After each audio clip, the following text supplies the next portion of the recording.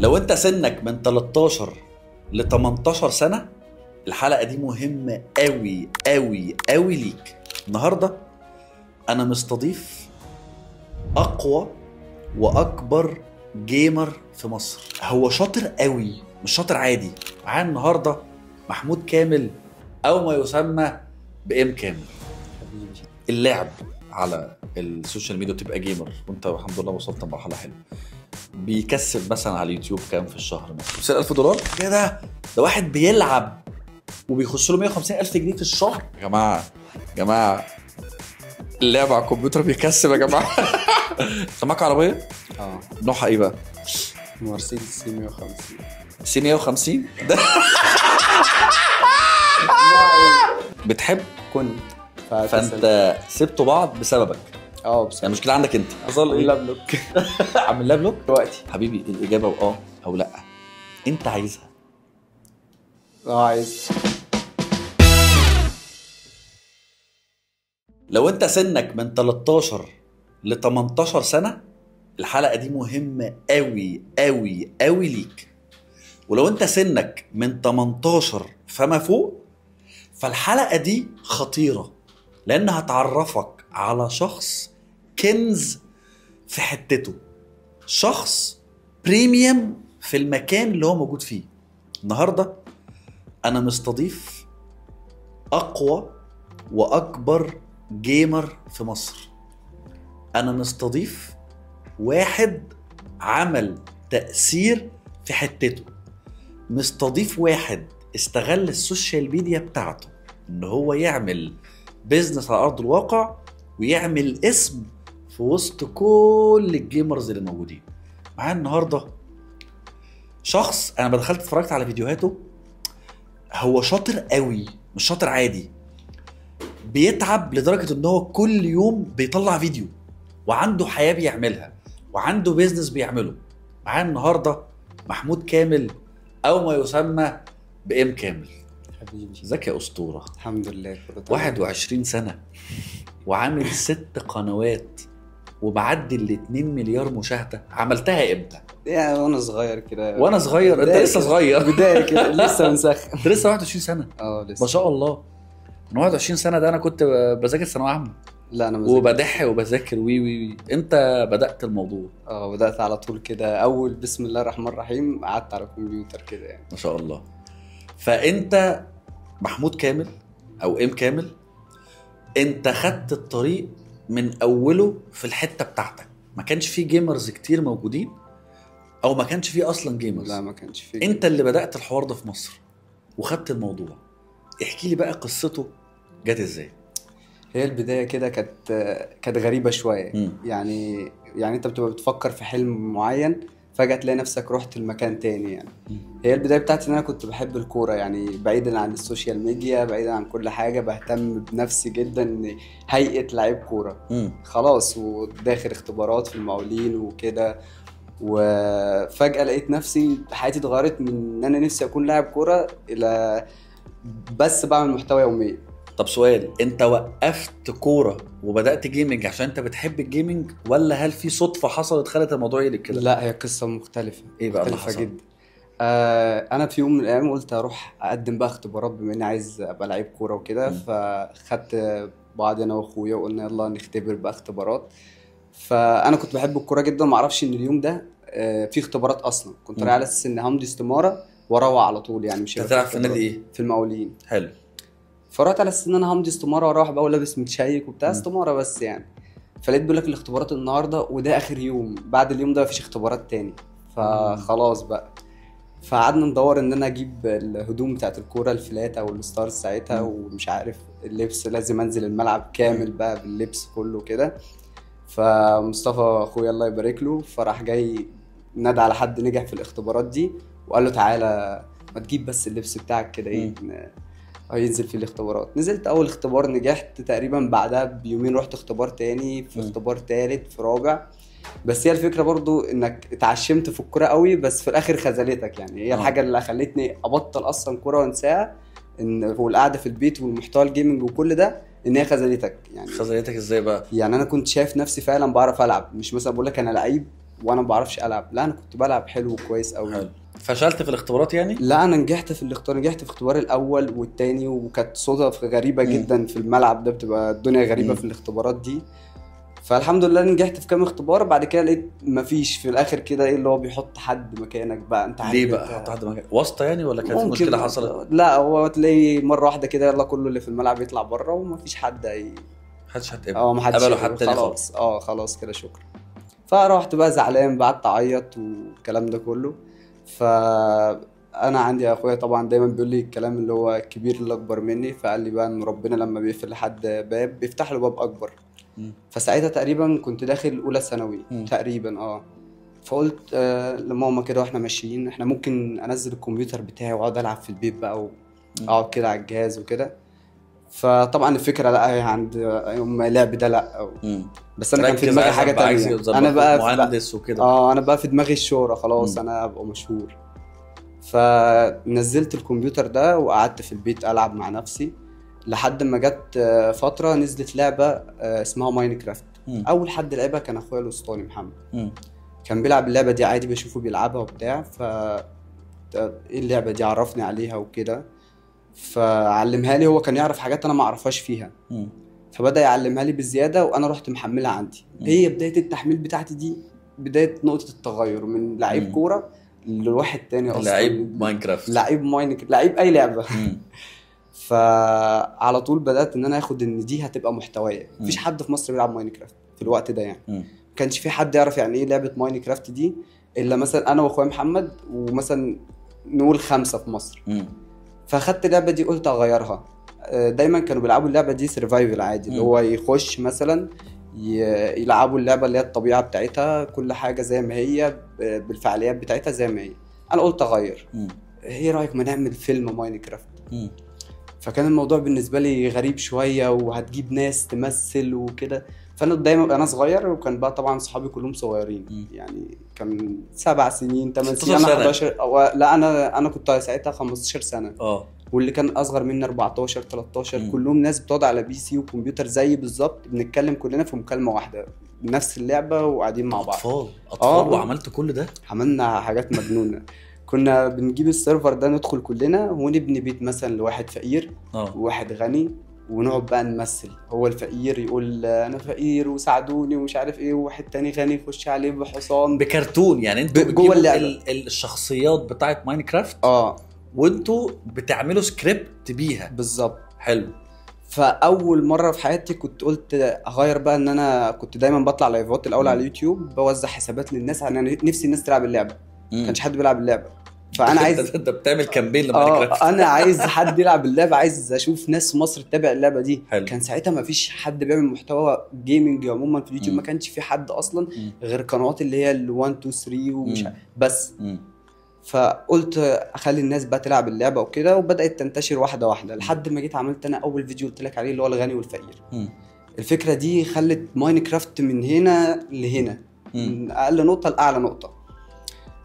بعدها صحيت تاني يوم لقيت الفيديو 10,000 مشاهده. استغربت جدا ايه 10,000 مشاهده؟ الناس دي جت منين؟ ده رقم كبير ساعتها ده. طبعا مين الناس دول؟ محتوى جيمنج، مفيش حد بيتابع اصلا محتوى جيمنج. بعدها ب3 ايام بالظبط لقيت الفيديو حوالي 150,000 مشاهده. فانا حسيت بقى نفسي ان انا لازم اعمل تاني. فبدات اغير من الغني والفقير للكريم والطماع.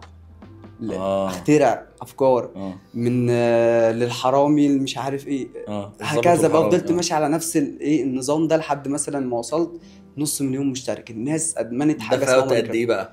ده في وقت انا وصلت 500,000 مشترك تقريبا في 2-3 يا سلام، في وقت قليل قوي يا راجل. ده انا على اليوتيوب 600,000 اهو بقالي 6 سنين من غير شورتس، من غير اي حاجه مساعده. كنت ساعتها رقم 1 في الجيمنج في مصر. فبدات بقى اغير المحتوى ده لما لقيت ماينكرافت بقى عليها الطلب كتير.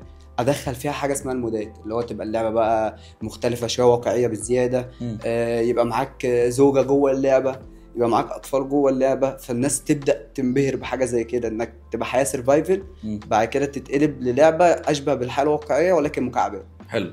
يعني نفس الحقيقه اللي احنا فيها بس هي مربعات ومكعبات بس. طيب الماينكرافت دي اصلا هي شبه المكعبات. هل انت بتستخدم المكعبات في حياتك اليوميه؟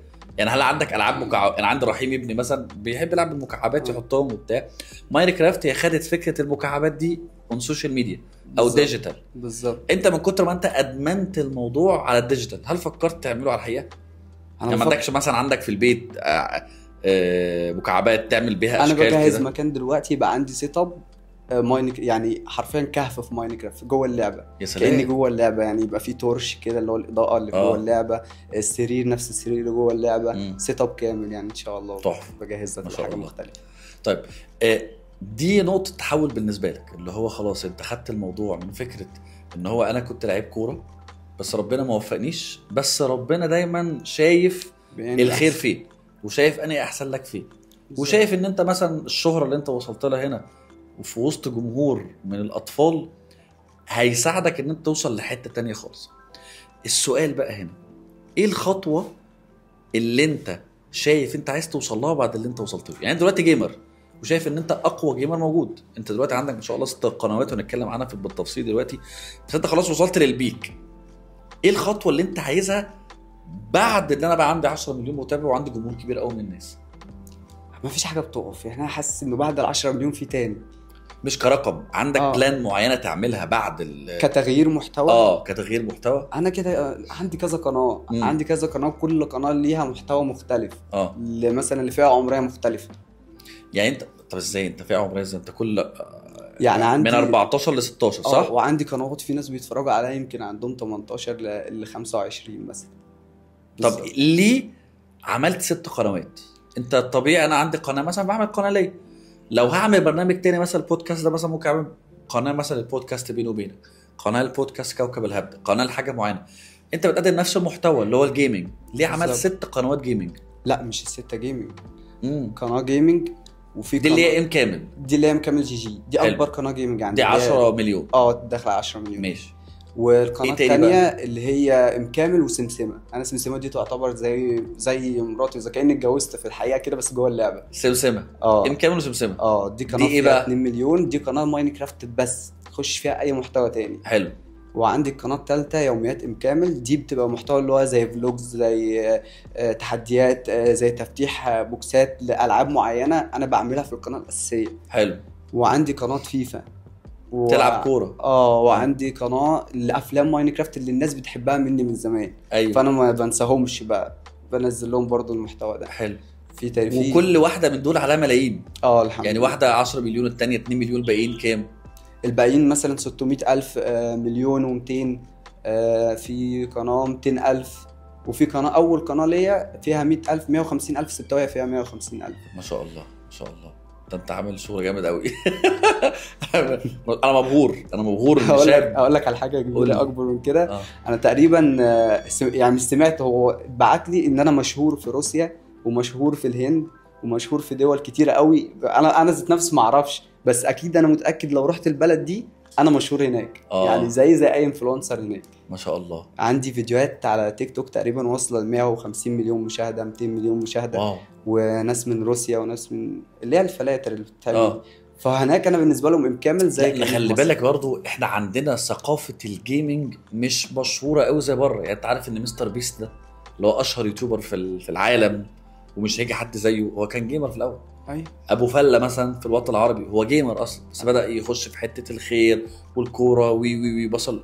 واحنا في مصر للاسف مش بندعم او فاهمين فكره الجيمنج اللي هو يعني ايه ادفع فلوس وانفست في واد بيلعب. بالظبط. انت ايه بتلعب؟ اما اللي بيلعب ده بيعمل شغل ابن الذين وبيوصل لحاجه. يعني مثلا في فكره انا نفسي اعملها وامنيه حياتي اعملها ونفسي اوصل لحد يساعدني ان نعملها معاك، الا وهي ان انا اعمل ماتش. وفكره اتعملت بره مصر، نفسي اعمل ماتش في مصر، نجيب انفلونسرز والجيمرز بتوع مصر يلعبوا الانفلونسرز والجيمرز بتوع العالم. يعني لو جبنا مستر بيست مثلا وابو فله ولوجان بول مثلا ومش عارف وانور جباوي والناس دول كلهم ولعبوا ضد مثلا ام كامل وعلي غزلان مثلا وعمرو راضي وفلان وفلان، سياحه بنت لذينه. الجماهير دول كلهم بيتفرجوا على ماتش الناس بتحبها، فاهم؟ عندك برضو في السعوديه تركي آل الشيخ عمل مسابقه بتاعت جيمرز برضو كانت جايزه 2 مليون ريال. أيوة وحاجات كبيره. فالدول كلها بتدعم الجيمرز بس احنا في مصر لسه ما وصلناش لمرحله اللي هو لسه ده بنشوفهم بيلعبوا. يا ريت. بس ايوه بالظبط، بيلعبوا مع ان دي بس. بتكسب حلو بالظبط. وانفست حلو وبتوصل لمرحله حلوه. واعتقد عندنا ايفنت هنا اللي هو بتاع انسومنيا ده برضو بيجمع الجيمرز كلهم لسه شغال. وبيعملوا شغل برضو من الحاجات دي كلها. طيب السؤال بقى بالنسبه لي اللي عايز اعرفه، انت دلوقتي مصدر دخلك الوحيد وشغلك اليوتيوب. وعندي البيزنس عندك بيزنس. تعالى بقى قول لي بقى عشان انا اتخضيت. عندي انت 21 سنه ما شاء الله. لا. وعملت بيزنس خاص بيك، ايه هو بقى؟ عملت زي كيدز ستيشن بما اني بحب الالعاب وكده، فحبيت ان انا اخلي الالعاب اللي انا بلعبها دي في مكان واحد. حلو. وان دايما اللي بيجوا المكان دول يا اما متابعيني يا اما ناس من بره بيكتشفوا الحاجه دي وبيبداوا ان هم يحبوها. يعني بدات احس ان هم بيجوا المكان كادمان للالعاب دي. يعني انا مستغرب الموضوع جدا، ما كنتش متخيل ان هو يبقى مكان كويس. هم بيحبوك فجايين برضه عشان محمود كامل وبيحبوا اللعبه فجايين يروحوا كيدز ستيشن. واللي عجبني بصراحه ان انت متخصص في مجال وشاطر في حته، فعملت بيزنس ريتد. يعني مثلا لو واحد بيحب الكوره فعمل اكاديميه رياضه. بالظبط. انا لو واحد فود بلوجر عمل مطعم. لو واحد بتاع عربيات عمل مثلا في ار للعربيات او عمل مكان تصليح عربيات. انت واحد جمهورك اطفال فعملت كيدز ايه اليوم. ودي احييك على الفكره، ان في ناس تقول لك انا مشهور هعمل مطعم، انا مشهور هعمل كافيه، ما بقت هيجه. انما انت خلاص لا، انا مشهور، انا عارف استهدافي الناس بتحب الالعاب فعملت لهم كيدز ستيشن. احييك عليها بجد، فكره حلوه. وفاتح فين اصلا؟ قول للناس يا ناس عايزه تروح تتفرج عليه. في مصر الجديده المازا بارك. ده اول مكان، ان شاء الله في كذا فرع جاي. انا ممكن اجيب رحيم ابني يلعب عندك؟ اكيد. هيدفع انترنس وهو داخل ولا لا؟ بس هو شوية. عصبي شويه فاهم، هيخش يدغدغ الحاجات وحاجات من دي. هو بيتعاملوا كويس قوي مع الاطفال وحاجه جميله قوي بصراحه ما شاء الله. انا بروح انا ذات نفسي بروح انبسط، بروح اقعد العب. هي من سن كام لحد سن كام؟ يعني تقريبا من قول 4 سنين لحد مش اطفال، مش بيبيز. لا يعني عادي. التنطيط والحاجات دي كله في من يعني لو بيبيز اللي هو مثلا في نانيز جوه ممكن تخلي بالك من الطفل و6 شهور والحاجات دي كلها ممكن هم يستخدموه ويبقوا موجودين معاه. بالظبط. يعني مجمع كل حاجه مكمل هابي لاند ما شاء الله. ده هيبقى اسمه ان شاء الله براند كده حلو. طيب كده. انت يومك ماشي ازاي؟ حلو ده. يعني انت بتقول عندك 6 قنوات وبتنزل في ال6 قنوات. وال6 قنوات انا اللي بمنتج لهم وانا اللي بعمل لهم الصور وانا اللي بعمل فيهم كل حاجه. ايه طب ما جبتش تيم؟ موضوع صعب شويه. ولا انت بخيل؟ فلوس اللي جالك من اليوتيوب بتحطها يوميا. اصل يوميا وتقريبا يعني مثلا بصور الفيديو بينزل يعني هو ساعتين ويكون نازل، فانا لسه هبعته الايديتور وهيقعد 3-4 ساعات يمنتجه. لا انا بعرف اعمل مونتاج، بعرف ابقى اسرع منه شويه. طب ليه ما توفرش على نفسك؟ يبقى مثلا معاك عامل شقه مثلا ولا حاجه موجودين معاك الايديتورز. يعني مثلا شاور كان معايا، شاور واخد فيلا حاطط فيها الايديتورز والناس اللي بتفكر وكل حاجه، هو بس بيروح تك خلصت شكرا باي باي. بس فلما تجيبش حد ايديتور يوفر عليك الوقت اللي انت بتعمل فيه ايديت ده، ممكن تصور فيديو تاني وثالث ورابع وخامس. بس فكره ان انت تجيب ايديتورز عندك وانت اصلا جيمر، يعني الجيمر ده هو اوضته بالنسبه له هي حياته. يعني انت دخلت اوضه الجيمر، انت دخلت حياته. قعدت على الكرسي ده فانت قعدت جوه قلبه مثلا، جوه مكان فيه هو. فالموضوع صعب شويه انك تجيب حد يشتغل وانت قاعد.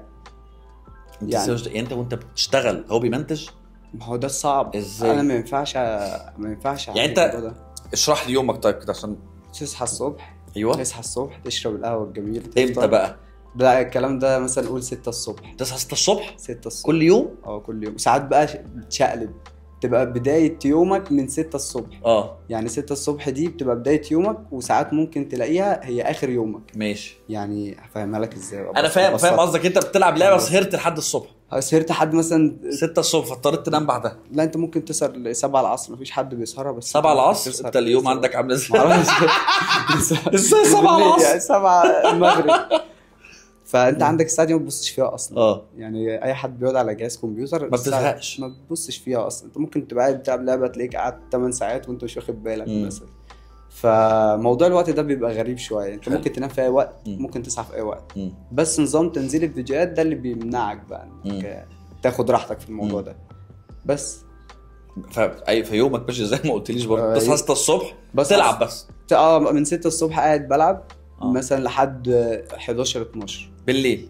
لا الظهر 6 ساعات. 6 ساعات. بس 6 ساعات دول بيبقوا تصوير مش لعب. انت حاطط الكاميرا قدامك وموصلها بالكمبيوتر وبتقعد تلعب بس بلعب عادي الطبيعي بتاعي. مم. الا بقى لو فكره مجهزها مثلا او حاجه زي كده.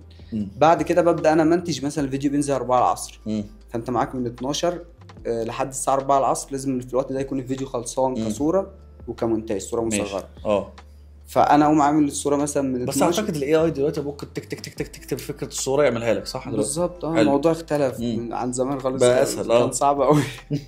بس ما استخدمش اي اي لحد دلوقتي لسه. لا لازم تعمله. لا الاي اي ابلكيشن بتدفع $20 تكتب الصوره، تحط الرول انا عايز اعمل 1 2 3 4 الصوره تحط لك في ظرف دقيقه. انا بالنسبه لي الطبيعي اللي بيبقى خارج من اللعبه ذات نفسها بيشد اكتر من الاي اي. يعني اي اي بحسه حاجه اللي هو يعني مش اعتياديه بالنسبه لي. ولو اتمدنت فيها اليوتيوب اصلا ما بيحبش بس دي ثامبنيل يعني صوره مصغره فبتبقى من بره عكس اهم حاجه جوه. اهم حاجه في الفيديو الصوره المصغره والعنوان. دي الفيديو يعتبر لو دخلت بقى في الفيديو لقيت نفس الصوره المصغره بنفس العنوان فانت كده وديت الفيديو في حته تانية. فاهم. بس طيب ايه اكتر العاب انت بتحب تلعبها بصفه دوريه غير ماينكرافت؟ هنشيلها بقى من دماغنا. انت خلاص انت متخصص ماينكرافت. ايه بقى اكتر العاب انت بحب العب فالورانت. مين؟ فالورانت دي العاب الشوتر عموما يعني. تك تك تك. زي بابجي ولا زي كول اوف ديوتي والحاجات دي؟ زي سي اس جو وزي ايه تاني ريمبو وزي العاب كتيره قوي يعني شوتر كده بحبها. وفي عندك ايه تاني بحب جدا الالعاب القديمه. يعني في العاب قديمه كده انقرضت اصلا عندي انا بحب العبها اللي هي مثلا زي طرزان زي مثلا بيبسي مان. ما تهزرش. بحب اقعد العب الالعاب القديمه دي جميله قوي. طبعا سؤال انت ليه هل انت كيب تو ابديت يعني كيب ابديتد يعني الالعاب الجديده اللي بتنزل بتلعبها على طول ولا انت بتحب تلعب الحاجات القديمه بس مش بتشوف الحاجات الجديده وتجربها؟ لان كل يوم في لعبه جديده. اللعب الشخصي ليا انا اللي بحبه بلعبه قديم جديد بلعبه. انما اللي بيطلع على السوشيال ميديا لازم اول باول لازم. يعني انت كشخصيا تحب تلعب بيبسيمان تلعب كراش تلعب الالعاب اللي هي القديمه دي خالص. انما على السوشيال ميديا لازم لعبه نزلت جديده على طول اعمل. ده حلو قوي ده. والموضوع ده مربح ولا مش مربح؟ اكيد مربح. مفيش حاجه دايما انت بتتعب عليها وتشتغل عليها وتحط مجهود فيها مش تبقى مربحه ليك. لو هي هسالك سؤال كده شخصي شويه فاهم واتمنى ترد عليا لان هو سؤال يعني في ناس كتير قوي بتتهرب من الاجابه بس انا عارف انت ايه سالك وهتجاوب. يعني تقريبا اللعب على السوشيال ميديا وتبقى جيمر وانت الحمد لله وصلت لمرحله حلوه بيكسب مثلا على اليوتيوب كام في الشهر مثلا؟ والله يعني انا نفسي اجاوبك. ايوه بس انا والله ما اعرف. والله مين اللي يعرف؟ اخويا الكبير اللي ورا الكاميرا صح؟ الله ده رساله الى اخوك الكبير اللي ورا الكاميرا. بيكسب كام في الشهر تقريبا؟ رينج مش هقول رقم تقريبا. مصري ولا دولار؟ دولار. هو يعني متوسط من 50 ل 100. $50,000 $50,000 يسمع قال من 50 ل 100. هو مش قال 50 ل 100 دولار. انا بقول دولار. بالدولار بالدولار كام؟ المتوسط مثلا من 2000 ل 3 ده كل شهر يعني 100 ل 150. حلو والله حلو. ايوه حلو. ايه بس الزمن اللي احنا فيه اصلا لا بقى حلو ان هو قاعد. بص انا هقول لك برضو حاجه الناس برضو فاهماها اللي بتتفرج علينا يقول لك ايه ده واحد بيلعب وبيخش له 150,000 جنيه في الشهر.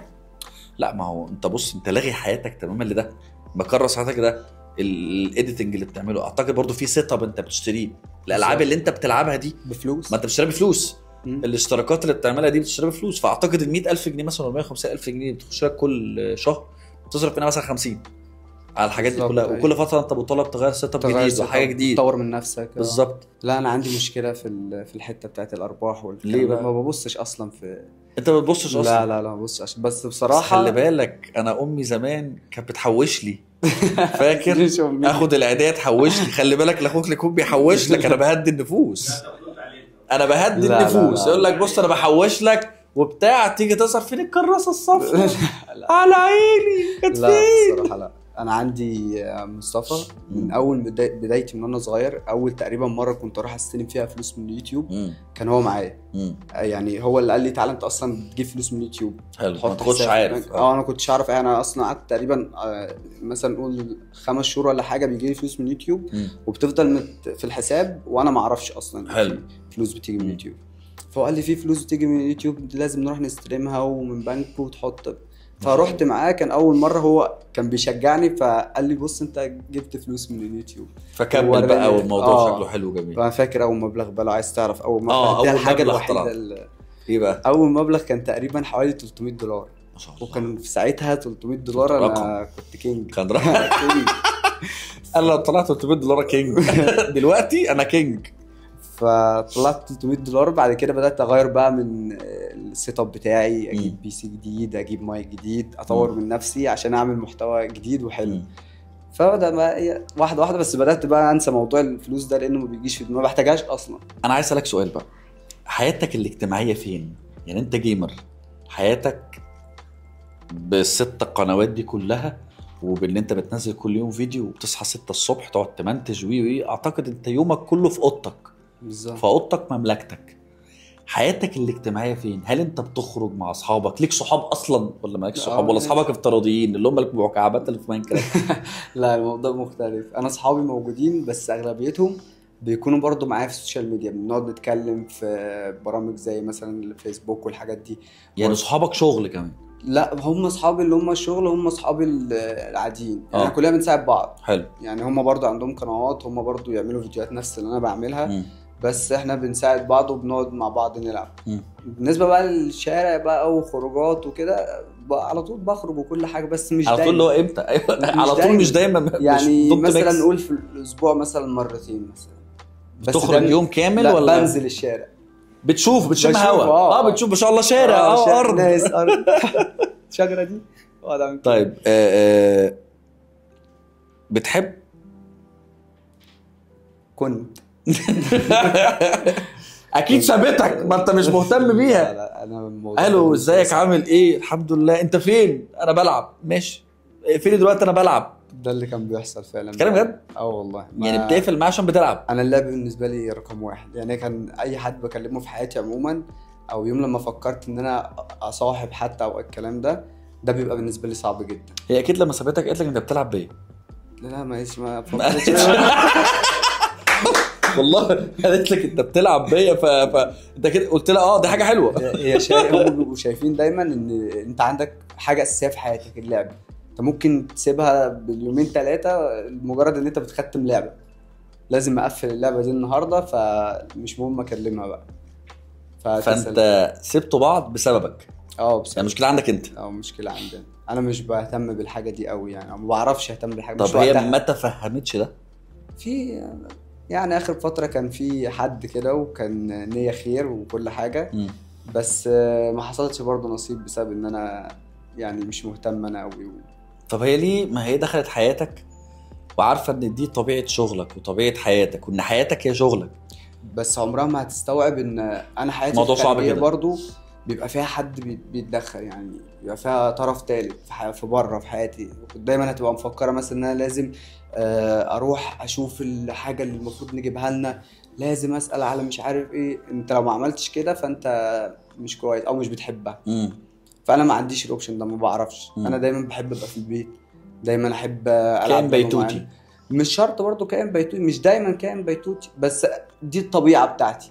يعني ممكن تعرف انت حلك ايه؟ تتجوز جيمر.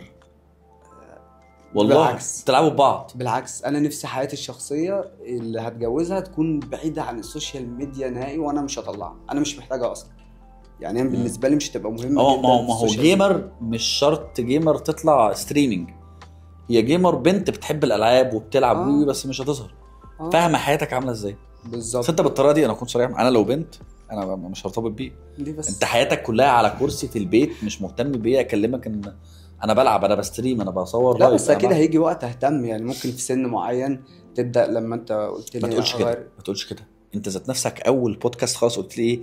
انا كل يوم طموحاتي بتكبر. زي ما انا فلما طموحاتك بتكبر التزاماتك بتكبر. ده انت دلوقتي 21 سنه عندك 6 قنوات. امال لما تبقى لا، 30 عندك انا ايه؟ قصدي في هتفتح فرع تاني يوتيوب. قصدي في النقطه دي انه بعدها يعني انا هكون غيرت مثلا ايه محتوى شويه، جددت شويه، عملت حاجه جديده، فابدا ان انا اطلع بره شويه. زي ما انت قلت هيبقى عندي تيم، هيبقى عندي الناس بتصور ناس، فاعرف ادي كل حاجه حقها. حلو. لكن دلوقتي انا عايز ادي نفسي كل حاجه حقها. فانا نفسي الوقت اللي ابقى فاضي فيه لو انا هخرج، انا اللي هخرج، مش هبقى محتاج ان انا ابقى اهتم بشخص تاني دلوقتي. لكن بعدين لما كل حاجه تبقى منظمه بزياده اعرف اخرج، اعرف اعمل، اعرف. طب انت دلوقتي 21 سنه، يعني ارتبطت كم مره؟ مرتين 3 مثلا. مرتين 3 مثلا؟ انت مش فاكر؟ لا مرتين 3 بس. مين اكتر واحده فيهم لو قالت لك عايز ارجع دلوقتي ترجع لها؟ الاولى ولا الثانيه ولا الثالثه؟ خلينا نسميها الاولى، الثانيه، الثالثه.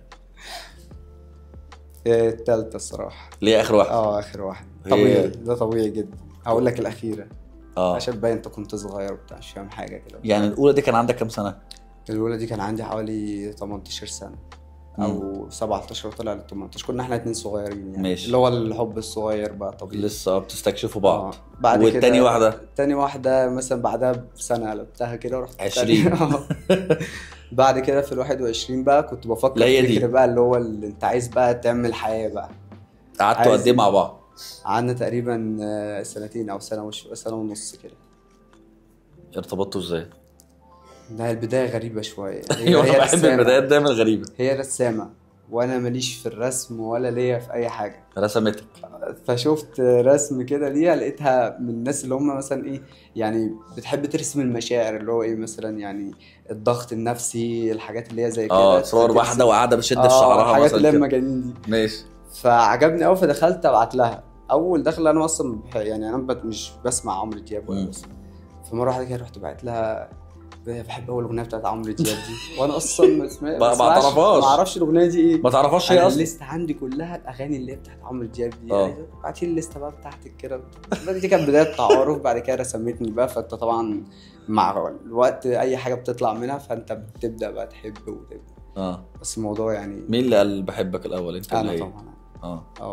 دخلت انت؟ دخلت. السلام عليكم، ازيك؟ بحبك. لا بالرجل كده تحت الباب. السلام عليكم، عندكم حب هنا؟ بالظبط. وبعدين الانفصال بقى؟ لا ده بقى انا حاسس انه يعني مش وقته. يعني انا حاسس محتاج وقت اكتر، محتاج ادي نفسي حقها في الشغل في دي الحجه اللي انت بتقولها لعيب. لا مش حاجه حقيقيه. معلش انا وقتي وانا انا بعدين صرحتها بالموضوع. لا ما اكيد مش، لو صرحتها ممكن تكرهني مثلا. ما هي هتعرف دلوقتي. بس هو الموضوع يعني في البودكاست هتكون بتتفرج وهتعرف انت سبب الانفصال ايه. لا بلوك. عامل لها بلوك؟ لا انا مش عامل لها بلوك. حلو. لكن هعمل لها بلوك. ليه؟ ان هي تشوف الفيديو ده. طب انا مش هعمل لها بلوك، هتشوف عندي. لا دي بقى مشكله. يعني انت لو اتيح ليك ان هي ترجعوا لبعض تاني ترجعوا؟ بعدين ان شاء الله في الوقت المناسب. ما انت مش هتستنى ولا هي تستنى؟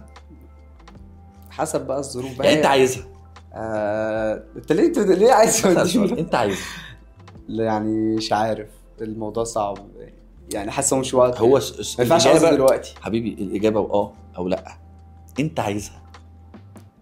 عايزها. طب حلو. سيبتوا بعض ليه؟ طب ما ترجعوا، بس ارجع بشروط. لازم ترجع يعني. لازم هتقعد بقى قدام اهلها انت بتكلمها مش عارف ايه الكلام ده كله. فانا لازم لا خليها عشان يبقى هي كويسه. طب ما تبقوا، ما هو انت لو سبتها هي كده هي تبقى فاكره ان انت معلقها.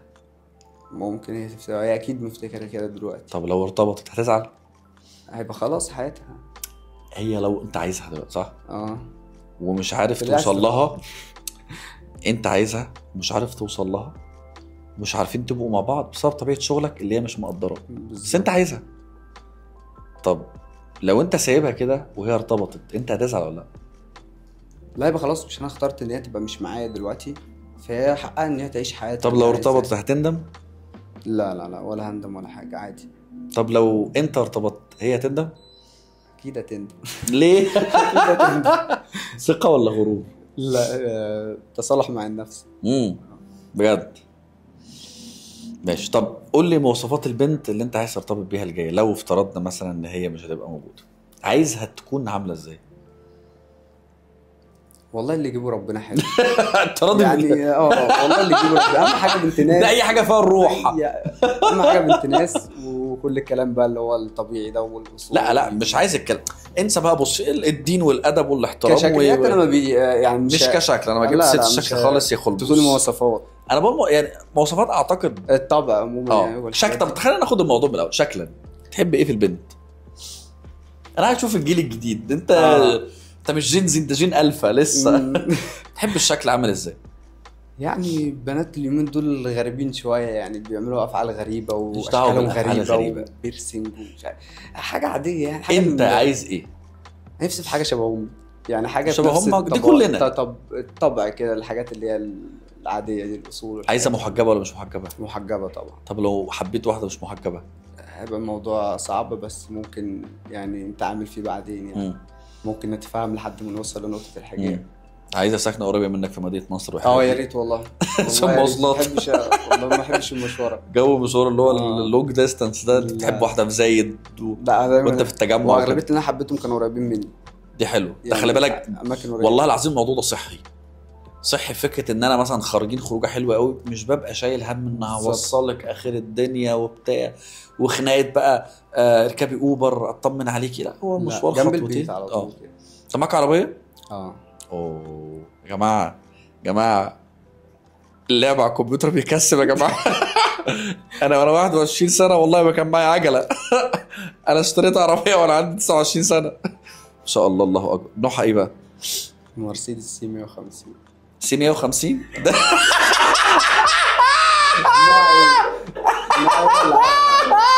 ده نوع جديد ده. هو اللي عارف والله، انا ما اعرفش نوع. حتى اخوك والله هو اللي عارف نوع العربيه. هو بيقول لك لا ما تقوليش.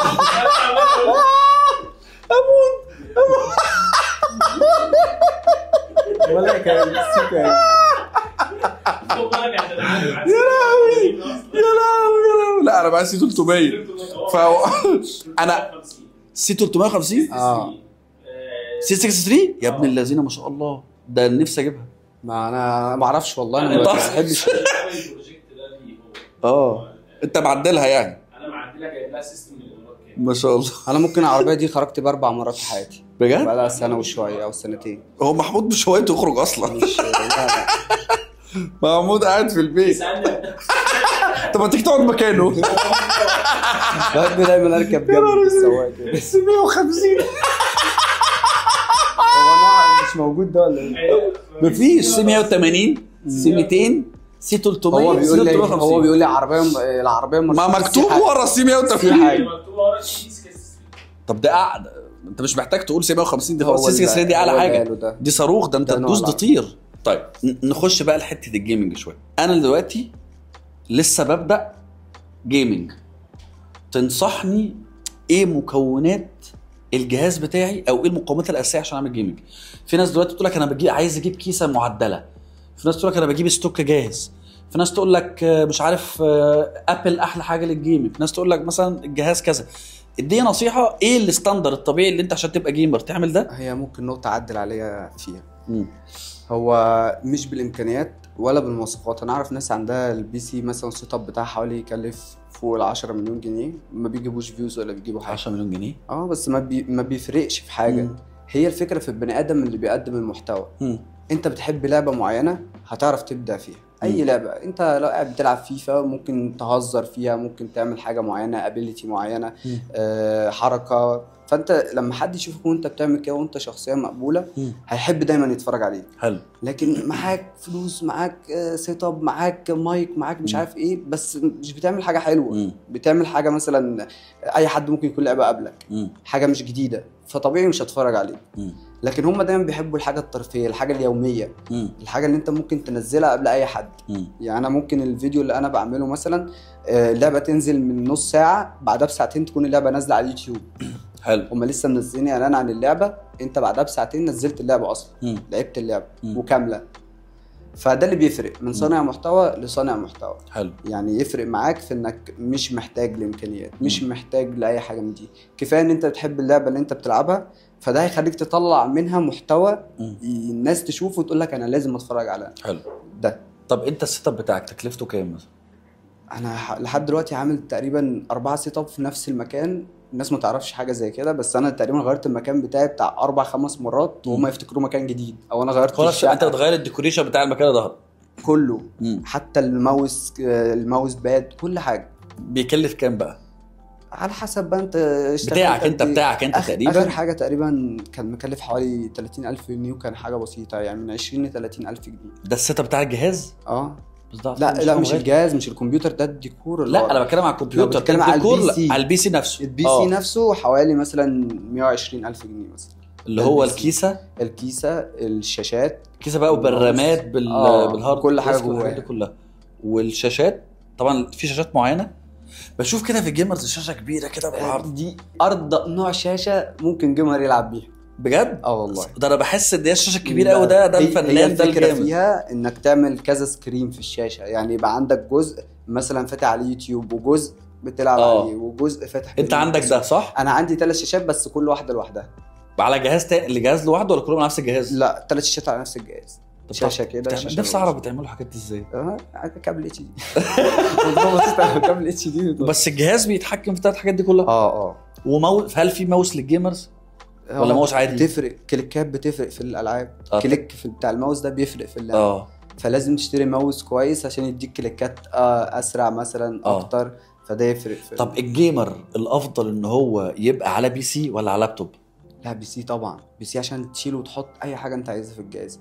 يعني ممكن اغير كارت الشاشه في اي وقت، ممكن اشيل رامه احط رامه، ممكن اعدل اي حاجه في البي سي. طب لو انا مثلا جبت مثلا بي سي ابن لذينه ماشي حلو، ولابتوب ابن لذينه، انهي اقوى؟ هيبقى البي سي طبعا اقوى. مش لا بس انا عايز اشيل فكره ان اشيله كافضل. كافضل هيبقى لابتوب عشان تشيله وتاخده معاك في اي مكان. انا اكبر مشكله بتواجهني لو جيت سافرت في اي حته مش هعرف اقعد على بي سي، لازم بقعد اجدول فيديوهات، اجدول العاب، حاجات من قبلها وتنزل واحده واحده. حلو. بس ده الفرق. لكن كقوه كحاجه عمريه البي سي طبعا. طيب ابل ولا ويندوز؟ ويندوز. ليه بقى؟ انت ازاي لو سالتني ايفون ولا اندرويد هقول لك اندرويد.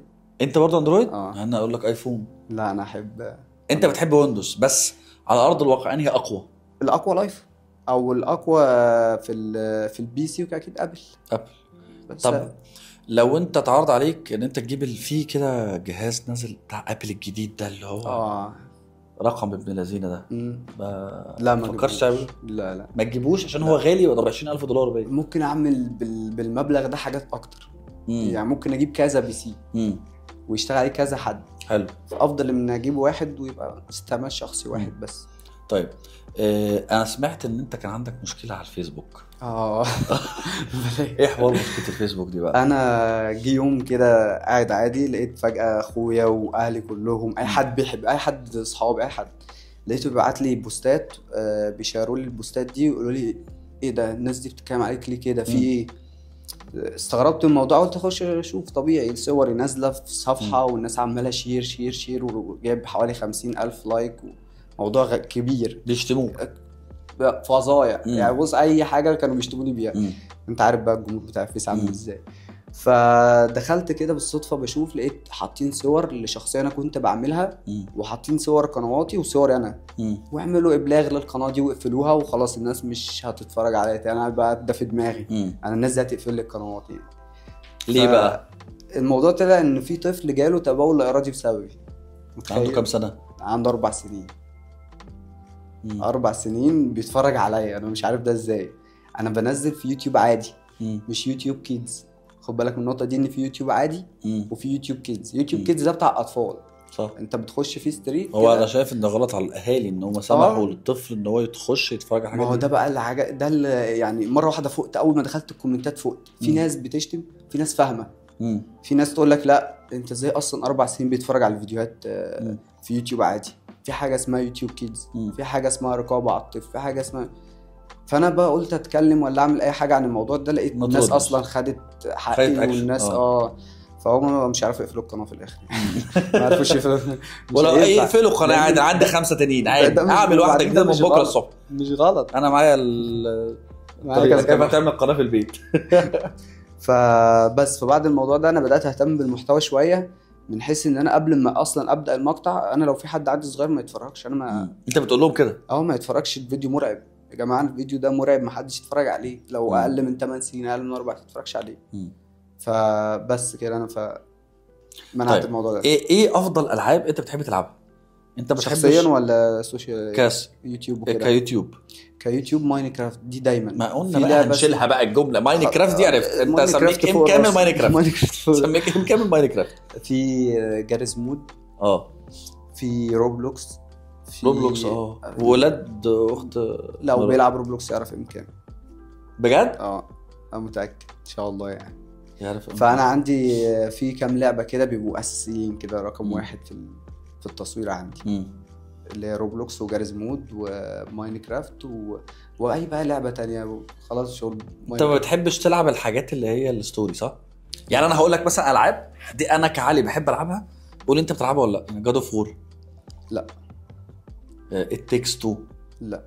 جوست اوف هيروشيما؟ بلاش ستوري لا، ده انا ما بلعبش غير ستوري. طب كول اوف ديوتي؟ كول اوف ديوتي كل فيها كامبين. كول اوف ديوتي لعبته. في ذا ويتشر؟ ذا ويتشر لعبتها. التكس 2 ولعبت ذا ويتشر 3. انت اكيد كل ده لعبتهم. بس انت مش بتحب الطيب ده بتاع الفيديو. ما بحبش اقعد كده اضيع وقت عليه. طب انت فيفا ولا بيس؟ فيفا. طب ايه رايك انهي احسن، الاف سي الجديده ولا الفيفا؟ الاف سي الجديده تقريبا يعني هما بيقلدوا حاجه من هي نفس الفيفا كل حاجه. بس هي فيفا طبعا هتبقى الاساس، يعني هي لعبه موجوده اصلا وهي نفس كل حاجه موجوده. طيب انت لما في لعبه جديده بتنزل انت بتشتريها انا عارف، بس هل في اوقات مثلا الشركات الكبيره مثلا بتبعت لك لعبه تقول لك جربها؟ انا ده دايما بتاعي، انا اغلبيه الالعاب ما يعني في اغلبيه الالعاب تنزل الفتره دي كلها انا ما بشتريهاش. هي اللعبه يعني في لعبه نزلت ممكن تبعتها لي؟ طيب بدل بدفع فلوس ابعت لك الكود ده كود بيجي لك. الله، كود بتعمل له ريديم بقى من على ستيم، نازله على ايبك، نازله على الاوكيلوس، على الفي ار، بتعمل له ريديم خلاص. ممكن تجيب لي رقمك فاهم؟ عايز رقمك والنبي فاهم؟ في الصوت. لا ده انا هاخد منه شويه العاب مش طبيعيه. ده بي سي ولا عادي؟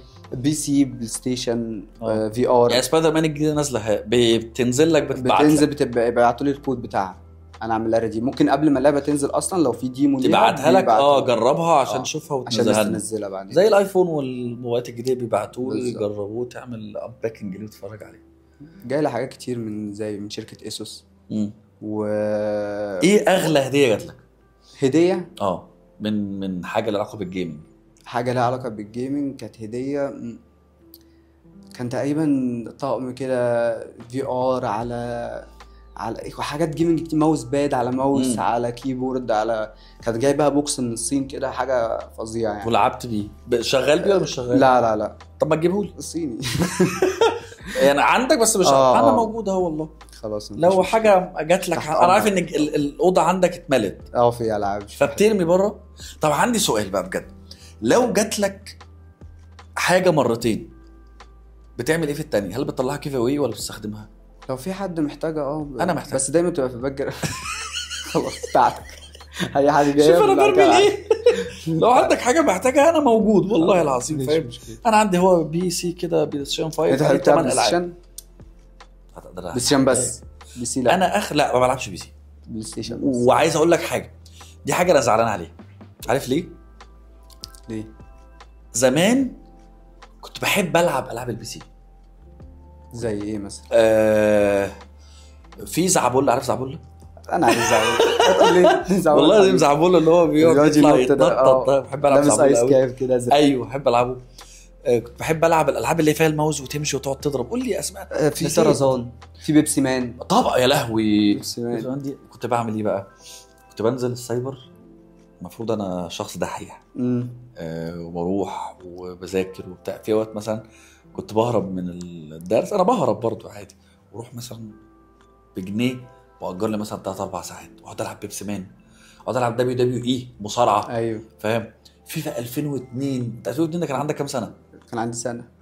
في 2002 تقعد تلعب بقى وتروح اليابانيه. حضرت اليابانيه انت؟ لعبت. انا لسه كنت بلعبها من قريب. جي تي اي فايس سيتي. جاتا اليابانيه دي كانت عامله ضرب نار. WWE لما نزل بس انا بقى كنت بروح السايبرات ما بدفعش فلوس. ليه؟ انت كنت تروح تدفع وكنت بروح ادفع. كنت انا الوحيد اللي ممكن ابقى في السايبر فاهم. انزل الاجهزه كلها برنامج انتي فيروس وكاني شغال مع الراجل بتاع السايبر، وهو يلعبك بقى ببلاش. انت بتنزله انت فيروس بفلوس ولا ببلاش؟ لا ببلاش، كنت بظبط له الجهاز واقعد العب ببلاش يعني عشان بس البي سي بتنزله عندي- بالكراك بقى. البي سي عندي بايظ ولا حاجه، اطلع السايبر بقول آه. لك ايه عندك انتي فيروس ومش عارف ايه، اقوم منزله برنامج حمايه ومظبط له الجهاز مروقه له وبتاع، واقعد العب زي ما انا عايز. جامد. طب عندي سؤال، ايه اكتر موقف صعب مر عليك في فتره السوشيال ميديا دي كلها؟ اكتر موقف صعب انك تبدا تفكر في حياتك الشخصيه وتبدا تسيب الاوضه بتاعتك. يعني انا الموضوع ده بالنسبه لي لا انا بتكلم موقف حصل لك صعب. موقف هل اتسرقت مثلا؟ هل بشوف دايما في واحد صاحب مثلا جيمر اعرفه بس لسه مبتدئ يعني، دخل فيروس عليه قفل له كل حاجه ومسح له كل حاجه. بالنسبه للفيروس والحاجات دي كمش كمشكله. انا كان عندي واحد، انت فكرتني كده. انا في يوم وليله وانا يعني انا جدا بحب قناتي، انا بالنسبه لي قناتي دي اللي هو زي ما انت بتقول كده ابنك الصغير. لا مراتي. بالنسبه لي القناه بتاعتي دي نمبر 1 في حياتي. فانا مجهود فيها، تعب فيها ليل ونهار، ببقى قاعد بصور عشان خاطر القناه، عشان خاطر الناس اللي بتتفرج عليا. مره واحده بفتح القناه لقيت القناه خلاص فاضل لها انذار واحد وتتقفل. يعني انا انذار واحد هما 3 انذارات صح؟ هما 3. طب انا اعرف ازاي ان انت عندي انذارات ولا لا؟ انا عندي بتلاقي كارت اصفر في القناه، واحد رافع لك كده كارت على أصفر. طول؟ لا بيبقى مده 90 يوم مثلا، لو عملت خطأ تالت انت خلاص بس 3 اخطاء في 90 يوم. يعني لو عدت 90 يوم برجع ابدا من الاول جديد. لا في واحد 90 يوم تقريبا، واحد 120 يوم، والتالت ده بيقفل خالص، مفيش رجوع. ماشي. انا عندي سؤال، يعني انا دلوقتي غلطت غلطه 90 يوم، لو غلطت غلطه وانا 91 يوم لا وانا 91 يوم ابدا من اول جديد؟ تبدا من اول جديد. تاخد انذار كمان، تاخد التالت، تقفل القناه. فانا صحيت تقريبا، انا كان عندي ساعتها 8 مليون مشترك، فبفتح القناه لقيت ايميلات كتيره قوي ان القناه خلاص انت فاضل لك انذار واحد وتتقفل، بسبب ان انا كنت بعمل رياكت على فيديوهات للاجانب. فالناس دخلت عملت ريبورتات عليه. والمشكله ان الفيديوهات دي تقريبا من 4 سنين. يعني تخيل دلوقتي جاي عليها الانذارات. فالموضوع كان غريب واول مره تحصل لي، يعني شوف من ساعه ما بدات يوتيوب ما حصلش معايا مشكله. فقعدت دخلت على القناه، كانت قناه كبيره، شركه اسمها مش فاكر بس كانت اسمها تقريبا جيم تونز حاجه زي كده، بتعمل انيميشن. فدخلت كلمت الراجل ومرات الراجل وابن الراجل واصحابات الشركه واي حد حواليه يشيل الانذارات، واصحابي اليوتيوبرز كلهم بيبعتوا، عبده وهيكا وساحس، اي حد كان معايا كان بيساعدني. ففجاه كده لقيت واحد رد عليا قال لي انت مش مدينا الكريدت بتاعتنا، فاحنا مضطرين ان احنا نقفل لك القناه. فخلاص انا هنا ساعتها اذا كان قلبك انت خلاص قول له اديك الكريدت وامك كريدت والله العظيم اكتب هسمي القناه باسمك بس ما تقفلش القناه. فمع الكلام معاه شويه خلاص الراجل عرف ان انا طول الفيديو اصلا بذكر اسم القناه وبقول شكرا ان هو عمل المحتوى ده ومش عارف ايه. طبعا هو راجل اجنبي مش يفهم اللي انا بقوله بالعربي. فقال لي خلاص حط اللينكات وتمام. حطيت اللينكات راح شايل الانذارات. بعدها اول ما شايل الانذارات شايل اللينكات وشايل الفيديو وشايل اسمه وشايل كل حاجه من قناتي عشان ما يقدرش بعدين يعمل اي حاجه تاني. صح.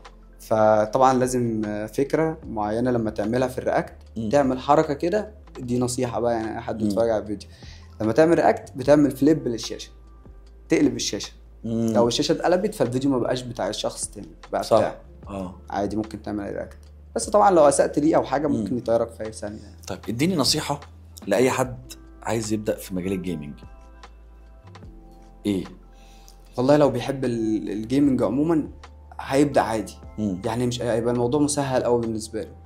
لكن لو هو نفسه يبقى جيمر ويحب الالعاب غصب عنه مش هيعرف. مش الموضوع ما بيجيش. لازم تكون بتحب الموضوع، لازم انت تكون بتحب اللعبه، لازم انت تكون بتحب تقعد على البي سي بتعرف يعني تلعب لعبه معينه. يعني هل الجيمر ده ممكن يبقى جيمر على كبر؟ يعني انا دلوقتي 35 سنه، هل اقدر ابقى جيمر؟ عندي صحاب متجوزين ومعاهم عيال ولسه بيقعدوا على البي سي. لسه بادئ؟ لا بكلم حد لسه بادئ ما عندوش خلفيه. لسه بادئ عادي عادي. طب انت بشوف ناس بتلعب على تويتش، انت برضو موجود على تويتش؟ لا تويتش بحس انه هيضيع وقت كتير قوي، مع ان الدعم فيه كويس جدا. يعني ممكن يجي لك منه دخل كويس جدا بجد، بس لو جالك دخل منه فانت خسرت جمهور. يعني انت هتبقى خسرت جمهور يوتيوب. خسرت جمهور. وعلى فكره جمهور يوتيوب اصعب جمهور. يعني اصعب جمهور، يعني اصعب من تيك توك، اصعب من ده حقيقي. فبس كده يعني. انت بالنسبه لي تويتش ده لا، في منصات جديده حتى طالعه انا مش متعاون معاها جدا، ما بحبهاش. انما الناس اللي بتطلع لايفات بتحب تلعب لايف دايما، وبعد اللايف تروح تخرج مش عارف ايه كده، ده مناسب ليها. طيب انا عندي سؤال عميق شويه. انت شايف نفسك شخص مؤثر؟ حلو قوي السؤال ده. يعني احيانا بقعد افكر في نفس السؤال ده زي ما انت سالته لي كده، هل انا مؤثر؟ هل فعلا انا ممكن اكون بغير من حد في حاجه؟ فلقيت انه يعني انا اغلبيه الالعاب اللي بلعبها الاطفال اللي بيتفرجوا عليها ممكن ما يكونش اللي فيه مثلا 6 سنين 8 سنين. قابلت منهم كتير ممكن يكون هو بيفهم اكتر مني واكتر من ناس بالغه كتير قوي. بيتكلم معايا تلاقيه بيتكلم انجليش حتى لو ما راحش درس، حتى لو ما راحش اي حاجه. ممكن انا في اللعبه بتاعتي مثلا بنزل اجمع ادوات وحاجه، فما بقولش ادوات، بقول التولز. انا بجمع دايموند، بجمع ايرون، بجمع كول. فطبعا بتكلم اغلبيه الكلام اللي بيبقى موجود في اللعبه. فالاطفال بيترجموا ده على طول ان ده شكل الدايموند، انا مش هقول عليه الماس، هقول ده دايموند. فبحس ان دي ممكن تكون متاثر. وانا دايما في الفيديوهات بتاعتي بقى ايه، اذكر الله صلى على النبي، ما شاء الله، اللي مش شويه حسنات حلوين. اكتر فيديو جاب عندك مشاهدات ايه؟ ده على اي منصه عشان تفرق؟ اجمالا اعلى فيديو كان على تيك توك، جاب حوالي 280 مليون مشاهده. ما شاء الله. ده كان انهي فيديو ده؟ ده كان فيديو كده الفلتر كده معين، وانا كنت اول واحد يعمل الفلتر ده. وده شهرني في روسيا وشهرني في باكستان والهند، وناس كتير كانت بتبعت لي من هناك، حتى انفلونسرز من هناك، ان هم يعملوا معايا فيديوهات والكلام ده كله على اساس ان انا مشهور هناك. ما شاء الله. واعلانات في تطبيقات انا موجود فيها هناك. يعني شفت التطبيقات اللي بتنزل جديده بتاعت الدردشه والحاجات، انا كنت موجود فيها على اساس ان انا انفلونسر في البلد دي. وعلى اليوتيوب؟ وعلى اليوتيوب اعلى فيديو كان جايب حوالي، لو شورتس حوالي 60 مليون مشاهده، 80 مليون. ولو فيديو عادي؟ فيديو عادي اعلى فيديو تقريبا حوالي 10 مليون او 12 مليون. تحفه. فيديو عادي انا قاعد بلعب جيمنج 20 دقيقه كده. نفسك في ايه في الحياه عموما بقى؟ في الحياه عموما نفسي يعني لسه ما فكرتش في حياتي الشخصيه قوي يعني. لسه ما فكرتش فيها قوي. انا نفسي في حاجات كتير قوي، بس كل اللي مركز فيه شغلك. حاليا شغلي، عشان بعدين يبقى في حياة شخصية تهتم بيها بزيادة بقى، وعيلة بقى مين أقرب حد ليك في عيلتك؟ أنا أقرب حد ليا في عيلتي هو مصطفى أخويا الكبير. ده أقرب حد ليا، وموجود ورا الكاميرا يعني. ده أقرب حد ليا في عيلتي. ده بالنسبة لي الأب والأم والدك ووالدتك موجودين، وربنا يحفظهم يا رب ويخليهم لي. عندي بابايا مهندس، ومامتي ربة منزل وفاتحة مكان كده عندي. في الأول خالص هم كانوا رافضين إن أنت تبدأ؟ دلوقتي اكيد هيشجعوك، بيشجعوك اكيد. يقول لك اعمل ده واعمل ده. لقوا في فلوس قال لك يا باشا طبيعي ما شاء الله كمل ربنا يوفقك. بس هو في الاول طبيعي انه لا، انت بتضيع وقت، انت بتعمل حاجه يعني انت بتلعب، وبعدين يعني مش خارج بره بتصور فيديوز مع حد او بتعمل حاجه يعني الناس شايفاها. لا، انت قاعد في البيت. انا كنت بصور وفي ناس نايم، اخويا نايم ورايا، كنت بصور، ارفع الكاميرا كده واصور هم نايمين ورايا. فبعد كده طبعا هيبقوا داعمين ليك، لكن في الاول لا. عايز اقول لك حاجه بجد والله العظيم، انا فخور بيك والله العظيم، بتكلم بجد. ان شاب 21 سنه عمل انجاز زي ده في وقت زي ده في ظروف زي دي، وبنى اسمه بنفسه لحد ما بقى رقم 1. وما شاء الله الله اكبر. انا بمسك الخشب، شوف انا على اليوتيوب بقالي قد ايه، بس وقفت حبه 600,000. انت ما شاء الله 10 مليون وكذا قناه. الحمد لله. ده دليل انت شخص مجتهد ومثابر وبتسعى على طول ان انت تعمل حاجه كويسه. وعجبني ان انت شخص متخصص. يعني ايه، انا فاهم في ده وشاطر في ده، هعمل ده. بس مش هبص بقى في فلوس ممكن تجي لي من هنا، في فلوس ممكن تجي لي من هنا. لا، انا بركز في ده وبعمل ده. وعايز اقول لك نصيحه، انت معاك سلاح ذو حدين. السلاح السيء اقوى من السلاح الحلو. السلاح السيء هو ايه؟ ان انت بيتابعك الاطفال. فخلي بالك، خلي بالك ان التعليم في الصغر كالنقش على الحجر. فلما تعلمهم حاجه حلوه وتفرحهم، هو انترتينمنت، انت بتقدم محتوى ترفيهي، فان انت تفرحهم بطريقه جميله وطريقه شيك من غير ما تضرهم او تقول لفظ خارج او فدي حاجه انا شايف ان هي لو استخدمتها صح ربنا هيحاسبك عليها حلوه قوي في الاخر. ويمكن الخير اللي انت ربنا رزقك فيه دلوقتي ده كله بسبب الأطفال. الاطفال، ان انت بتفرحهم وان انت بتعمل. انا متاكد من حاجه زي دي. انا مبسوط قوي ان انت قبلت دعوتي وكنت موجود معايا النهارده. انا مبسوط. وانا عندي طلب، انا لازم العب معاك كذا لعبه، لازم فتشوف يوم كده بقى نلعب بقى كذا لعبه، العبك كده الالعاب اللي بعرف العبها وانا العب وانت تلعبني الالعاب اللي انت بتعرف تلعبها، ونشوف بقى ايه مين اللي يغلب، ويبقى في ماتش كده مبارز. حبيبي يا حوده، وتابعوا القناه بتاعته، هحط لكم اللينكات بتاعتها. من الناس الشاطره المجتهده اللي انا متاكد ان باذن الله كمان 5 سنين الراجل ده يبقى في حته ثانيه قوي، وباذن الله كمان 5 سنين هبقى فخور اكتر ان انا استضفته في يوم من الايام في بودكاست بيني وبينك.